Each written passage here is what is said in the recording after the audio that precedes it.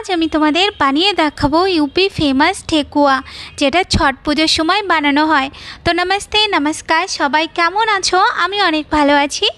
আর আজ আমি তোমাদের বানিয়ে দেখাবো ঠেকুয়া। তো প্রথমে আমি এখানে 2 বাটি মেপে নিয়ে নেব আটা, তারপর আমি 4-5 চামচের মতো নিয়ে নেব সুজি, এরপর আমি ওর মধ্যে নিয়ে নেব হাফ বাটির মতন নারকেলের কুচি, যেটাকে পাতলা পাতলা করে কেটে নিয়েছি। এরপর ওর মধ্যে 4-5 চামচের মতন ঘি দিয়ে আটাটাকে ভালো করে একটু মাখিয়ে নিয়ে তারপর ওর মধ্যে পরিমাণ মতন একটু চিনি দিয়ে দেবো। এরপর ওটাকেও মিশিয়ে নিয়ে তারপর গুড় ভেজানো জল দিয়ে আমি আটাটাকে ভালো করে মেখে নেব। এরপর আমি ওই আটার থেকেই অল্প একটুখানি আটা নিয়ে ওইগুলোকে হাতের সাহায্যে চ্যাপটা করে একটু পাতার মতন বানিয়ে নেব।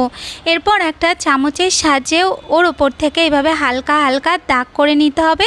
এইগুলো তোমরা গোল গোলভাবেও করে নিতে পারো। তো এই যে দেখো, আমি সবগুলো বানিয়ে নিয়েছি আর এগুলো দেখতে কিন্তু খুব সুন্দর হয়েছে। এরপর একদম মিডিয়াম গরম তেলের মধ্যে এইগুলোকে দিয়ে তারপর আস্তে আস্তে একটু সময় ধরে এগুলোকে ভালোভাবে ভেজে নিতে হবে। তারপর গোল্ডেন কালার চলে আসলে এগুলোকে উঠিয়ে নিলেই আমাদের ঠেকুয়া একদম রেডি।